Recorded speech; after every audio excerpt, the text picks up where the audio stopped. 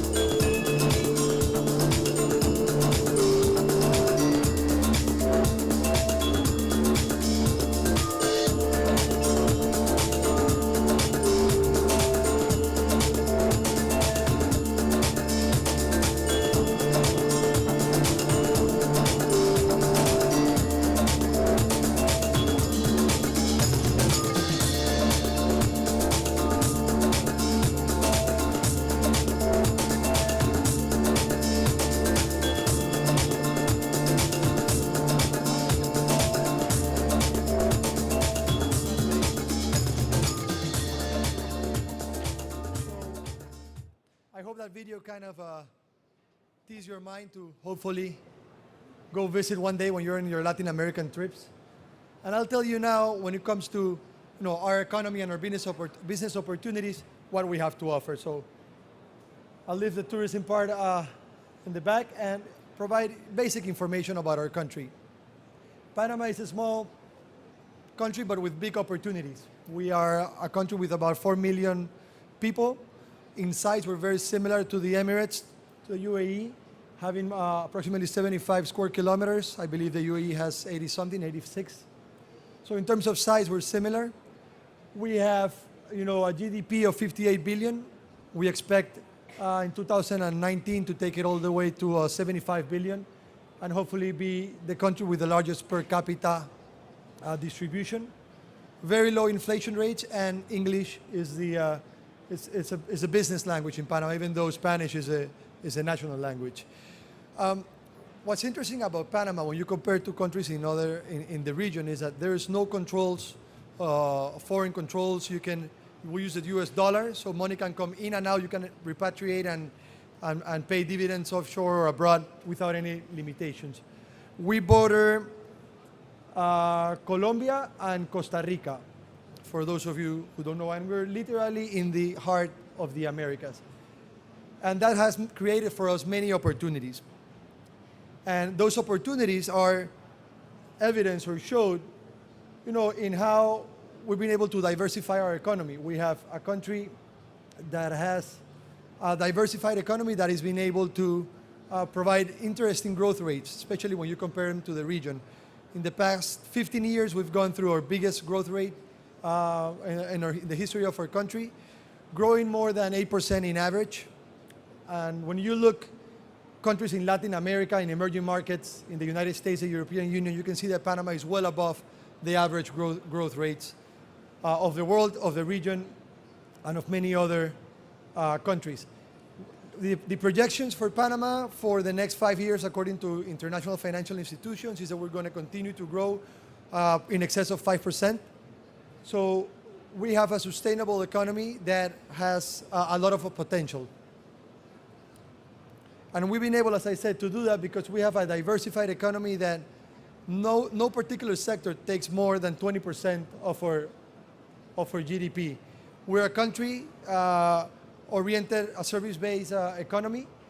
Construction is also an important component, but of course, logistics, communications, transportation, it's an important part of our economy, especially given now that we expanded the canal, as I said before. It's going to change the rules of the game of international trade, and we believe that logistics and transportation will continue to play a larger role in an economy. In addition, we believe that tourism and the hospitality industry will become an important player for the future. And by the way, feel free to, I don't like monologues, so if you have any questions throughout the presentation, just raise your hand and feel free to interrupt and ask questions. That way we'll make it more interesting. So why have we been able to grow better or in bigger percentages than the rest of the region? I will say number one is because we're a magnet to attract foreign investment, which is the main theme of this conference today at AIM. How countries, what they do, what strategies do they implement to bring foreign direct investment? And Panama traditionally has been very successful in doing so. And one of the reasons, as I said, is not only our growth, but because companies come in and invest in our country and then they reinvest. Last year, we brought more than $6 billion of foreign direct investment, which was almost a 20% increase from the previous year. That was a little bit over $5 billion. And when you see Latin America, almost half of all the foreign investment that goes into Latin America reaches Panama. In addition to that, more than half of the foreign direct investment that goes into Panama is reinvestment. So companies come in with one idea to either serve the local market or to establish an operation to serve a particular market in the region, and then they realize they can expand and reach a bigger market from Panama, so they reinvest and they expand their footprint in the country. And that goes a long way when it comes to confidence. You want a country where you put your money that people feel comfortable in investing, not only confidence, but also they see opportunities to expand and become more profitable. Mainly, we've been successful at attracting investment from the US, which is our largest trading partner for many reasons. But also, from South America, from Colombia, they acquired the HSBC operations about 2 years ago, and that moved them up the rankings. Also, UK is a large investor in our country. Spain, when there was during the recession in Spain, a lot of the capital from Spain came to Panama for real estate development and real estate projects. And so for us, foreign direct investment is in our DNA, and it's a very important component of our government policies. We develop policies to be able to attract foreign investment and to allow companies to reinvest. And that's very important when you want, when you're looking at the political stability of a country, you want to make sure that the policies that the government puts in place, how much money the country invests in education, how much money the country puts into healthcare, how much money the country puts into improving their transportation system. All of that provides for the proper environment for a business community to foster and develop. So in addition to that, in order to grow and to be a sustainable country, you need to have good infrastructure. And you need to be competitive as well. So when you look at Panama, we love rankings in Panama because we do really well in rankings in Latin America, the same that Dubai does here in the Emirates. So we always brag about our position. The last report from the World Economic Forum, we were the second most competitive economy in Latin America. The first one was Chile. We're hoping to surpass them next year, the same as we did in the Logistics Performance Index, that we are now the #1 economy in Latin America. So when you look at competitive, you not only look at education and healthcare, but you need to have a healthy financial center, a financial market. You need to be able to absorb technology to bring foreign investment. You need to be able to have, a tax system that is consistent to the business practices of the world. So Panama ranks, well above the average in all these rankings, and that's why we are the second most competitive economy in the region and the 42nd in the world. I believe Dubai is 16 when it comes to the 20, about 20 in the competitive index. So we're not that far, and we hope to get there in the near future. Also, to be able to attract investment, to be able to grow, you need to have, as I said before, good infrastructure. And as such, we not only have the best infrastructure quality or rankings and airport infrastructure quality when it comes to worldwide rankings. We rank #5 in maritime and #6 in airport. To put it in perspective, Dubai, that is a country, what's the GDP of Dubai? 358 billion. Panama is only 58 billion right now. And we are players comparable to Dubai. Dubai, when it comes to the maritime infrastructure, it's 3, and airport infrastructure is 4 in the rankings. 2. So we're a country that, even though we're in Central America, we compete with the big players when it comes to maritime and airport. And that provides great opportunity for logistics, for transportation of not only air cargo, but also maritime cargo that traditionally Panama has been successful at and is known at. A funny or interesting ranking, we rank #8 when it comes to smartphone penetration. For some reason in Panama, everyone has 2 phones. I don't know why, but everybody has 2 phones. So when it comes to penetration and when you want to market online and have digital marketing, the penetration of smartphone in Panama could be an interesting factor as well when making your decision. So again, when we talk about logistics, which is very important for Panama, and it's something that you resemble and you understand here in Dubai, Panama also ranks #1 in Latin America when it comes to the Logistics Performance Index issued by the World Bank last year. It's a report that comes every 2 years, and we were able to climb 5 positions last year to be, for the first time, the leaders in the region. And why have we been able to do that? Because we're devising the proper policies and the proper strategy to meet the needs of the international community. We set up what is called a logistics cabinet, which is, we meet about every 6 weeks, and it's all the government institutions that have anything to do with logistics, being the Maritime Authority, the Transportation Authority, of course the Panama Canal, the Minister of Economy to get resources and funding, the Minister of Commerce as well. We meet the Airport Authority. So we meet in one single room to discuss about the strategies and make sure that whatever we do, in one institution is in line with what the other institution is doing.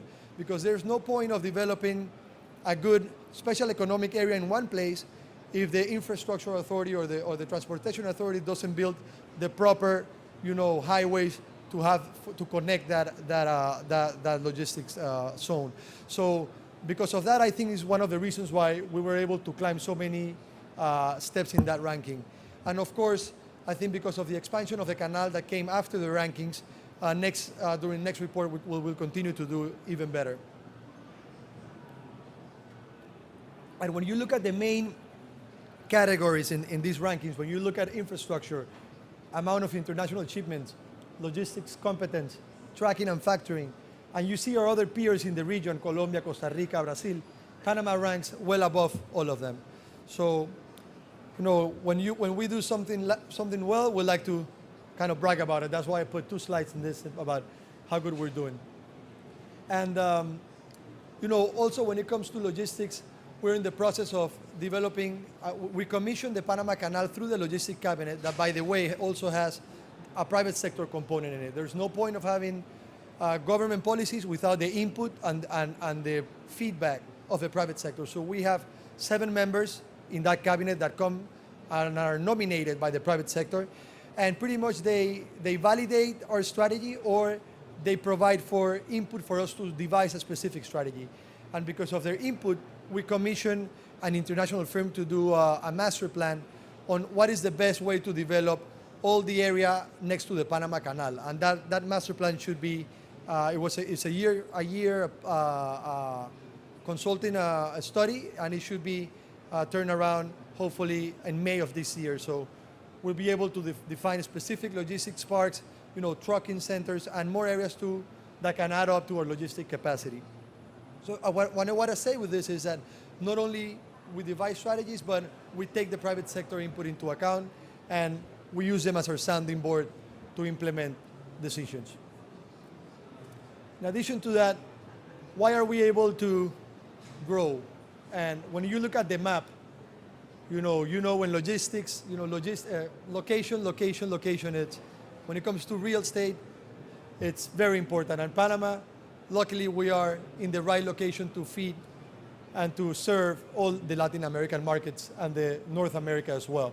So Panama, as I said, in the middle of the Americas, most of the trading routes go through Panama, naturally, just because of the Panama Canal.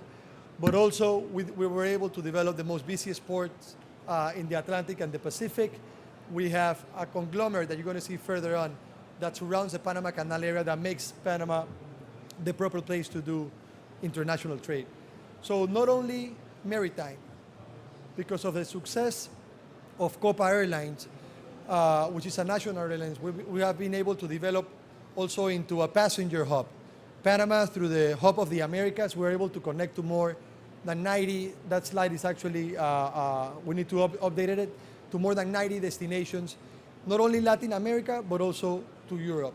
So through Panama, you can reach, there are more than 14 flights to Bogota on a daily basis, flights to Orlando, to Miami, to Sao Paulo, to Uruguay, to Ecuador, to Venezuela, to all the important markets in the region, also Central America and the Caribbean. So Panama, when it comes to ranking, we served last year, it was the most connected airport in Latin America, having more than 130,000 flights to different cities in the year. So when you look at Colombia, for example, their airport, which is a larger airport than Panama, connects to about 50 cities. So Panama connects to almost 90. So the connectivity that you get from Panama is amazing. And that's why we're talking to Emirates for our next presentation in Dubai, to be able to present a line that goes all the way to Dubai, to have a direct flight to the Emirates. They were going to launch it last year. They had to put it on hold, as you know, and we are continuing negotiations and conversations with them to get that flight, because with that direct flight, I think it will bring both regions much more closer, and it will be a gateway for foreign investment to come, for exports to come, and for more business activity and business relation, and not only regional relationship as well. So we not only connect with the through maritime routes, through passengers and air cargo, but interesting enough, through Panama, the most important fiber optic cables go through Panama. And as such, I think Panama has a great opportunity to become a data warehousing hub for Latin America as well. We're in the process of devising that strategy, and that's something that Panama has not played an important role internationally in the past, but we hope and we believe that we have an edge because not only of the redundancy, but also because of the unlimited bandwidth that you can get because of the fiber optic cables that go through Panama. In addition to that, we bring a unique value proposition to companies and to investors. And that value proposition, the message that I want you to take is that we are a centralized hub for products of all over the world. We're not a market of 4 million people. We're a market of 1.3 billion people that is the population of all Latin America. We're a unique logistics platform to distribute throughout 2 oceans.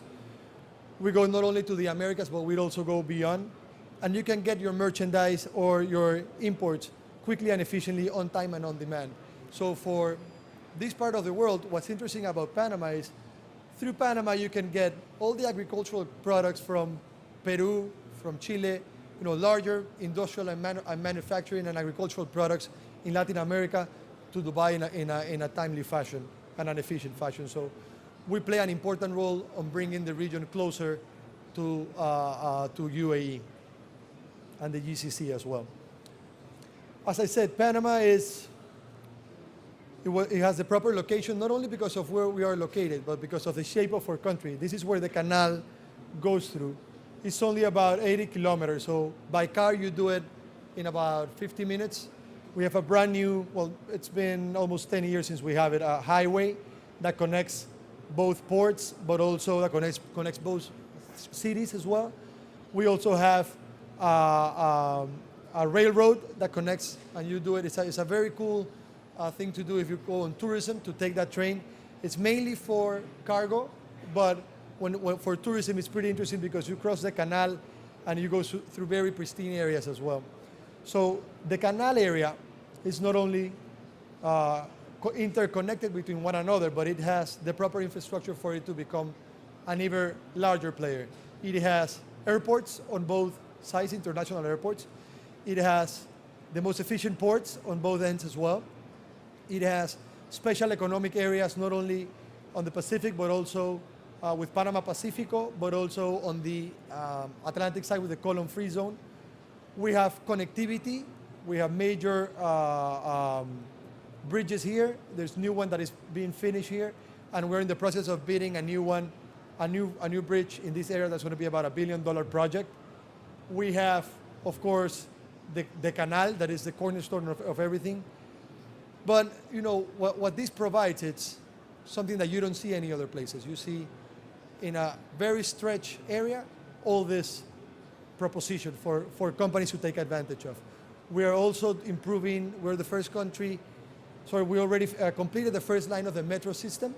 We've been building the second line of the metro system now, and we're bidding out the third line before our term ends in 2019. And the plan for the metro system is up to 2040, we're going to have more than 8 lines. So when it comes to infrastructure, it's a great investment opportunity or a great market to come in for large infrastructure companies that have experience in building metro or building bridges to come and participate in these public tenders as well. Any questions as of now? So as I said, in order to be successful to attract foreign investment, you not only need to grow, you not only need to be competitive, you not only need to have strong fundamentals in your economy, you need to have a good investment climate, political stability, but you also need to have the proper tools for company to set up and establish. So we have been very aggressive in the past to develop special regimes for companies to do operation and manufacturing and logistics operation in Panama. So we have many special regimes. As I said, we have the column free zone, which is the second largest free zone in the world, second to Hong Kong.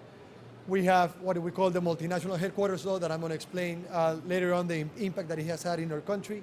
We have the Panama Pacifico, which is a joint venture between a private developer and the government. We have Ciudad del Saber that provides incentives to foster education, innovation, and international organizations to set up in Panama. And we have the free trade zone law that pretty much allows you to set up a free trade zone anywhere in the country. And we also have incentives to create or to develop the film industry in Panama. So, of course, again, the value proposition for Panama is not only fiscal incentives. You need to provide much more in a competitive global world. You need to be able to provide labor incentives. You need to be able to provide customs and immigration incentives. And we need to provide, our real incentives, again, is our location. If you set up operations from Panama to serve the region, you're able not only to go to Bogota in the morning, come back in the afternoon, the following day you can go to Costa Rica and serve your Costa Rican market. So you're able to connect really quickly to the whole region. Contrary, if you are in a faraway place, maybe you can be in a bigger market, but the quality of life and the opportunities that you're missing because you're not able to connect quickly are quite important. In addition to that, we have since 1998 what we call the Investment Stability Law. That law provides pretty much that you get a 10-year freezing on the legislation, so the rules of the game will not change. Also, that law provides for there's no discrimination or differentiation between foreigners and Panamanians. So foreign investment and international companies are free to do business in Panama. The only restriction is to own property next of the border, just for security reasons. But foreigners can come in and own real estate and make developments without any restriction whatsoever. And as I said, we have a dollarized economy that makes transacting internationally very simple, and we have very low inflation rate of less than 2% last year. In addition to that, as I said, we have a special regime that we call the MHQ regime, the multinational headquarters regime. And that regime has been in place for 10 years. We're in the 10th anniversary right now. And it's been really successful at attracting companies to do regional operations from Panama. The main brands, the main companies globally are established in Panama. The Nestlés of the world, the Unilevers, the Telefonicas, the McDonald's, the Caterpillars, in different industries. And what this regime provides is that you're able to serve your same, affiliate companies from your same economic group that have operations in the region. So you set up pretty much a back office operation in Panama, and you set up a profit center in Panama and get all the incentives that the law provides. We've been able to bring more than 130 companies under this regime, and last year was a record year. So not only we've grown in the past, but previous year was a record year for multinationals, which give us a great momentum to continue and also attract more companies in 2017. Also, as I said, we have a special economic area on the Atlantic side. It's called the Colon Free Zone. It's an ideal place to set up distribution centers to the region. I think what's interesting, what I've learned from my visit here is that Panama, as I said, could be an important hub for agricultural products from all over the region to reach the Gulf region as well. So you see, again, big name farms. Most of the pharmaceutical companies are setting up distribution operations in the Colon Free Zone. We also have the Panama Pacifico Economic Area, which is on the Pacific side. And again, it's a perfect place to do high-tech manufacturing. It's a perfect place to do regional headquarters, logistics, and aviation services and maritime services as well. And you see, you see big name companies that provide assurances that the regime is working. Also, we have what we call, a free trade law that in general you can set up free trade zones anywhere in the country as long as you meet certain criteria. We have more than 18 free trade zones in addition to Panama Pacifico and the Colon Free Zone all over the country. So, again, you not only need to have everything that I've mentioned, but government needs to be aggressive when it comes to infrastructure and to public investments. I said before, we're building the second line of the metro to improve the mobility of the city. We're also tendering out the third line of the metro. We're tendering out this year as well a $1 billion bridge over the Panama Canal. And we have a very aggressive public investment plan of over $20 billion in healthcare, in education. We have a very interesting technical education center worth more than $200 million, following the Singapore vocational training program. We're working together with the Singapore government to develop the human resources in Panama needed for the next 20, 30 years of development of the country. So we have a very aggressive government plan as well that goes together with the private investment. In addition to that, we see as an important growth pillar, an important opportunity sector, the energy sector for Panama. We recently bid out about 700 megas of power generation. One of them, both of them, it's LNG. It will be LNG terminals. They're in construction right now. But at the same time, since we're a country that is growing, the energy demand is growing, at almost 8% growth in the next 5 years, and then it will grow about 3-4%. So we need to be able to bid out and have large energy production projects, not only in the generation but also in the transmission lines. We're connected already to Central America, and we're connecting to South America through the interconnection line with Colombia. But also, given all the investment in new power plants, we are bringing new interconnection plants and transmission lines to bring the energy from those plants into our country. So that's going to be another $1 billion in energy transmission lines. And again, the interesting thing of Panama is not serving our market. It's being able in the energy market as well to serve the whole region. So not only you can export to Central America, which we already interconnected, but you can also, once we connect to Colombia, we'll be able to sell energy or to export energy to the Latin American business as well, market as well. So Panama, as we like to call it, is the Great Connection. Is the Great Connection not only for trade, not only for tourism, for air cargo, but also a great connection for culture. It's a place that we host foreigners with our arms open. We're very looking forward to get you all into Panama and to come visit our country. And I do want to extend a formal invitation to all of you to come visit us. We're more than we can imagine, and you'll be highly surprised of what you see. Thank you very much.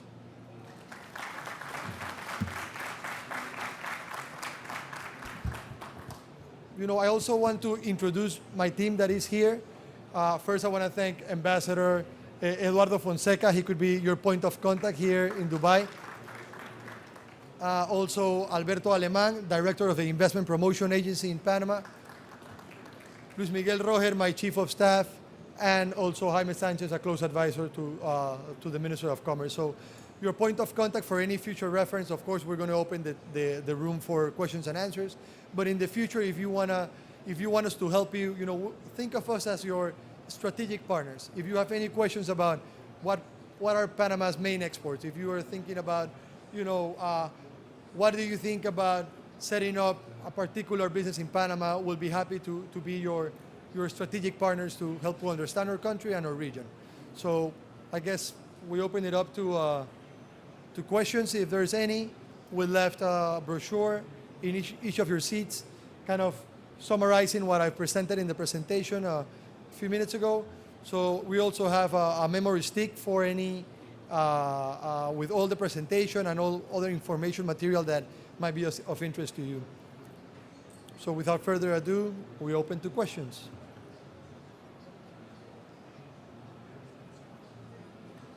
I guess the presentation was pretty complete. Okay, thank you very much for joining us. We have our stand in the back corner. Feel free to, if you have more private or personal questions that you would like to ask, given confidentiality reasons of your companies, feel free to reach out to us in private in our booth. Thank you very much.